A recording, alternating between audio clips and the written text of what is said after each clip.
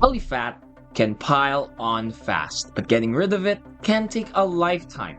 It can feel like no matter how much you work out or how well you eat, that stubborn fat just won't go away.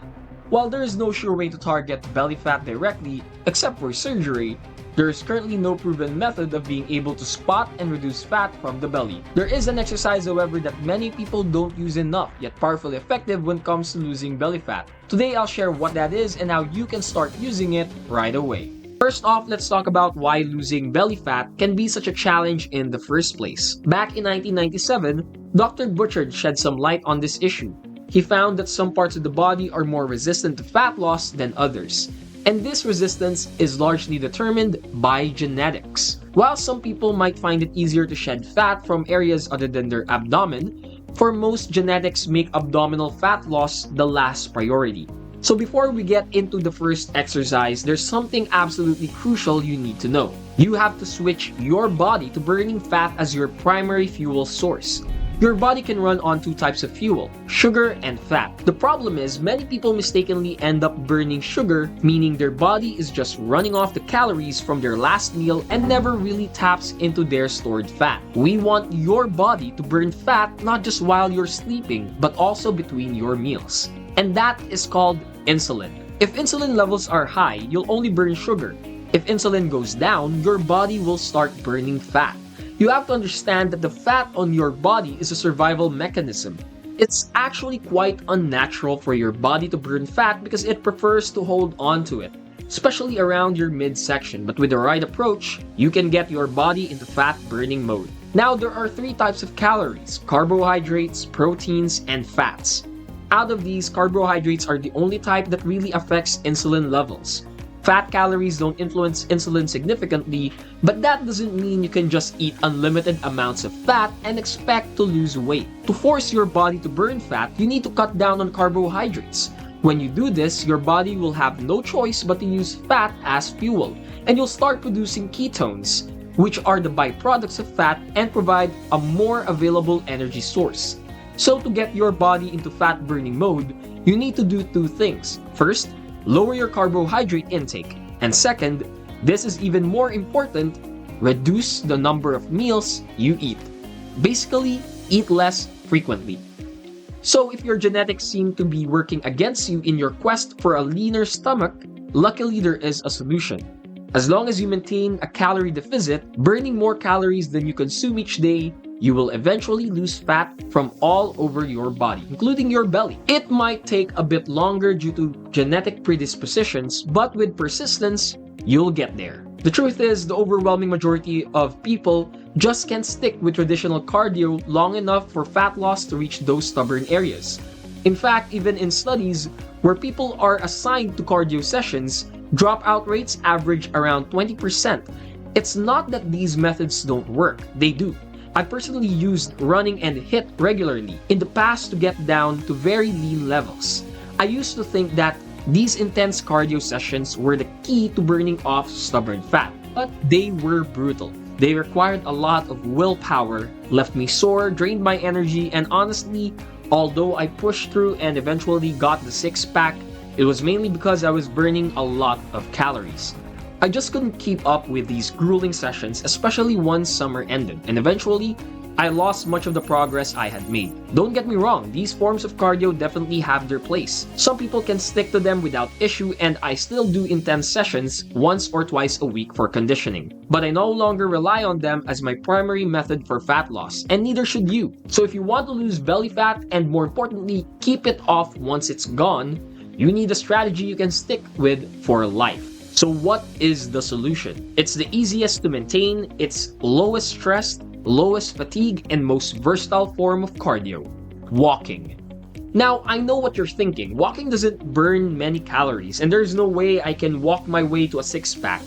Years back, I would have said the exact same thing, but a 2021 meta-analysis titled Slow and Steady or Hard and Fast shed some light on the matter. The researchers analyzed a total of 54 studies to determine the effect that different types of cardio had on fat loss. What they found is that intense forms of cardio like HIIT or running, while time efficient, didn't provide any superior fat loss effect compared to longer, less intense forms of cardio, like walking. It makes sense, it's simply a numbers game. Your body doesn't care whether the calories you burned were from some crazy intense fasted cardio session or from plain old walking. What matters most is what you can do consistently over time. And if you crunch the numbers, you'll actually find that the calories burned from simply walking can quickly add up to a meaningful amount. For example, using the same exercise database we mentioned earlier, a 170-pound individual walking at a casual 3 miles per hour can expect to burn an additional 3.4 calories per minute and roughly 200 calories per hour. If for 3 days per week, you add in an extra hour of walking, that would amount to 600 additional calories burned per week. Over the course of a year, that's an additional 31,200 calories burned, which could translate to about 9 pounds of fat loss. And then the math checks out in the literature as well. One of the few studies analyzing walking's effect on fat loss found that subjects who simply added in 2.5 hours of brisk walking per week experienced an additional 3.5 pounds of fat loss over 12 weeks. Now, although hours of walking might sound like a lot, it doesn't have to be all at once. Later in this video, I'm going to show you how to incorporate this into your life effortlessly. But first, let's compare the walk-in routine with the running routine I gave earlier. Yes, the running routine will burn more calories in less time. But be honest with yourself. How likely are you to maintain that for a whole year? If you're like most people, you might go all out for 2 months. I said 2 months? I meant 2 days. Then you might become inconsistent and give up. That's a drop from 16 pounds of additional fat loss to just a couple of pounds. Nowhere near enough to make a significant dent in excess belly fat. This is why walking is the #1 exercise for losing belly fat and why it's become my primary form of cardio for getting lean and staying that way. It's easy to stick to. So hopefully I've convinced you of the benefits of walking. Now let's see how you can easily start incorporating it to shed those pounds. The first step is to figure out your current average number of steps. You can use a health app on your iPhone or Google Fit if you're on Android. After a week, check your daily average. If you already know this, great. I'd love to hear it, so do me a favor and comment below with your current step count.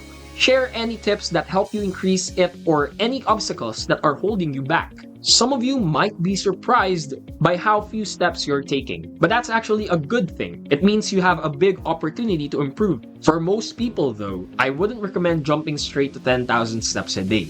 Instead, set a realistic goal. For example, start by adding an extra 2,000 steps a day. Considering the average person takes about 1,200 steps in 10 minutes of walking, you can easily hit that extra 2,000 steps with 2 10-minute walks throughout your day. Once you're consistent with that, try increasing it by another 2,000 steps. Aim for a daily total of at least 8,000 steps or even up to 15,000 steps, which seems to offer the greatest benefits for fat loss and health. The key is to make this fit into your lifestyle. Here are some tips I use personally. Always choose a parking spot far from the entrance. Take the longest route to the restroom. Add 10 minutes of incline walking after each workout. Go for a 10-minute walk after each meal and opt for stairs over elevators whenever possible. Listen to podcasts while you walk, and if you're stuck in the office, a study shows that adding just 5 minutes of walking per hour can lead to over 9 pounds of additional fat loss over a year. You can also try to increase your step count on weekends to boost your weekly average. Trust me, these small changes add up. Apply these tips and you'll be amazed at how much they can increase your step count, and even more surprised as you see the fat slowly coming off. I'd also highly recommend that you give this video a watch next.